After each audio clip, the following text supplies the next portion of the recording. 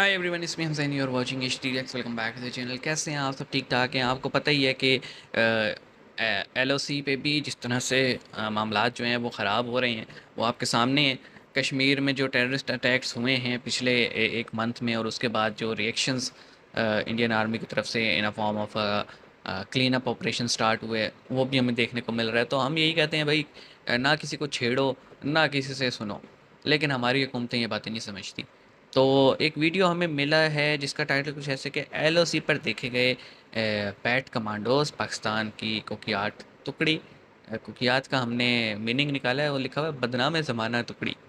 आगे लिखा हुआ है इंडियन आर्मी कश्मीर। तो वीडियो देखते हैं और मज़ीद क्लैरिटी उससे वहाँ से मिल जाएगी। आइए शुरू करते हैं। चैनल को सब्सक्राइब कीजिए। ओरिजिनल वीडियो का लिंक डिस्क्रिप्शन में।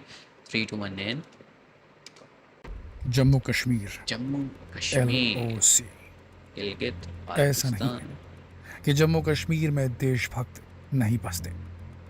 ये इलाका जो है बड़ा पहाड़ी किस्म का है। हम्म। यहाँ वेजिटेशन है, घने जंगल हैं, और यहाँ गांव वाले कश्मीरी अपनी बकरियां चराने जाते हैं, अपने जानवर चलाने जाते हैं, कुछ खेती किसानी भी करते हैं गांव वाले। ये लगातार इनपुट्स देते हैं भारत की इंटेलिजेंस एजेंसीज को, लोकल अथॉरिटीज को। इन्हें ट्रेन किया गया है भारतीय फौज द्वारा, और उन्होंने ओके। जो देखा वो हिला देने वाला था एजेंसीज के लिए। क्योंकि एजेंसीज ने इनके बताए हुलिये को जब ट्रेस किया तो पता चला कि भारत के और पाकिस्तान के जो LOC वाला इलाका है, वहाँ पर कुख्यात पाकिस्तानी बैट टीम के सदस्य देखे गए। रजौरी सेक्टर, पुंछ सेक्टर, इन दोनों सेक्टर के LOC वाले इलाके में बैट टीम के कमांडोज देखे गए। इवन कुछ एरियाज में आतंकी भी सक्रिय हैं, ऐसा पता चला है। हम सब जानते हैं कि भारत एक बहुत बड़ा ऑपरेशन चला रहा है G20 समिट से पहले हाँ, अपने क्लीन अप जवानों की ऑपरेशन हो रहा शहादत का बदला लेने के लिए, और कश्मीर और जम्मू से आतंकवाद को खत्म करने के लिए ऑपरेशन त्रिनेत्र, जो खुंडी के जंगलों में चल रहा है, रजौरी में चल रहा है, पुंछ में चल रहा है। इससे बौखलाकर G20 में भारत की प्रतिष्ठा, इंटरनेशनल प्रतिष्ठा बढ़ते देख भारत के कब्जे वाले कश्मीर पर डेवलपमेंट को देखकर झुंझलाया पाकिस्तान ने अपनी ISI को फिर एक्टिव किया और भेज दी बैट टीम। ये बैट टीम क्या है? क्या है? मुझे भी नहीं बॉर्डर पता। Action team. कि बॉर्डर बड़ा ही एक्शन टीम। प्रोफेशनल कहा जाता है। पाकिस्तानी ISPR की अगर बात सुने, वहाँ के DG ISPR की बात सुने, तो बैट बहुत ही प्रोफेशनल आर्मी के सोल्जर्स होते हैं, कमांडोस होते हैं। ये अपने दुश्मन के साथ भी बड़े ही प्रोफेशनल तरीके से साबित आते हैं। ये कहना है पाकिस्तान की फौज का, लेकिन इतिहास अगर खोल कर देखेंगे तो बैट एक कुख्यात टेररिस्टों का एक गैंग ही कहा जाएगा, जिसपे खुद शायद पाकिस्तानी आर्मी की नहीं चलती। Bat seriously? ने सन 2017 में प्रेम सागर, सैनिक प्रेम सागर और नायब सूबेदार परमजीत सिंह को कृष्णा घाटी सेक्टर में LOC के पास म्यूटिलेट कर दिया था। उन्हें पकड़ा, उन्हें मारा, और उसके बाद उनके अंग को भंग किया था। 2013 में बैट ये गलत टीम बात ने है यार, लाश की बेरुखी नहीं लांस करनी नायक चाहिए किसी की भी। हेमराज का सर अलग कर दिया था शरीर से। क्या ये एक प्रोफेशनल मिलिट्री मैन की एक बिहेवियर कहा जा सकता है इसे?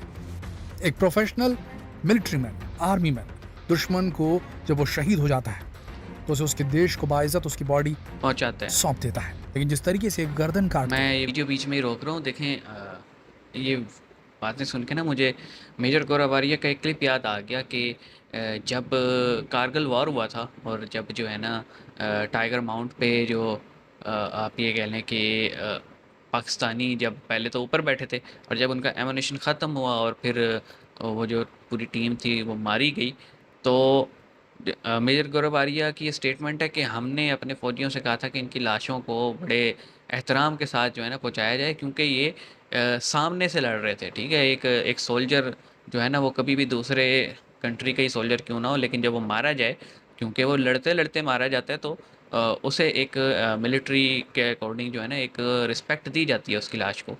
लेकिन जो ये मैं बातें सुन रहा हूँ कि हमारे जो पैट कमांडोज़ हैं, वो अगर म्यूटिलेशन करते हैं या लाश की बेहुरमती करते हैं, तो ये तो भाई, ये तो इस्लाम के भी ख़िलाफ़ है, इस्लामी तालीमात के भी ख़िलाफ़ है, मिलिट्री कंडक्ट के भी ख़िलाफ़ है। ये तो इस तरह के काम तो वो TTP वाले करते हैं, कि जब टीटीपी जो है ना पाकिस्तानी फ़ौजियों को पकड़ता है या कोई एक आधा उनके हाथ चढ़ जाए, तो वो भाई उसकी गर्दन उतार के फुटबॉल खेला करते थे। ये वीडियोस भी आई थी और उसके बाद जो है ना बड़ा आप कह लें मुल्क में शदीद गम गुस्सा भी उठा था और फिर ऑपरेशन ज़रब अज़ब भी हुआ था, ज़र्रार भी हुआ था और पता नहीं कौन कौन से ऑपरेशंस हुए। लेकिन हम देख रहे हैं कि खान साहब के जाने के बाद जब इन्हें सेटल किया गया था वज़ीरिस्तान में दोबारा टीटीपी को, तो ये चीज़ें फिर से होना शुरू हो गई हैं। तो हम खुद जब भुगते हुए हैं ये चीज़ें, हमें पता है कितना गम और गुस्सा फील होता है जब आपका जो जवान है उसकी लाश आपको इस तरह से मिलती है। उसके बावजूद अगर हम ही ये दोबारा काम करें तो मेरे ख़्याल में इंतहाई जो है ना बीमार ज़हनियत को ये शो करता है। मैंने इसलिए वीडियो ही रोक दिया बीच में, क्योंकि क्या क्या हम बात करेंगे ऐसे उस पे।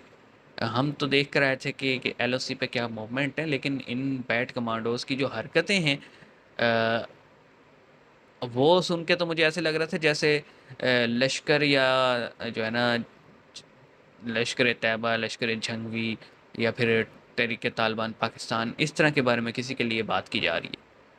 बहुत ही आई एम सॉरी टू से बहुत ही गलत हरकत है यार। दुश्मन कोई भी हो उसका भी ख़ानदान होता है, उसका भी परिवार होता है।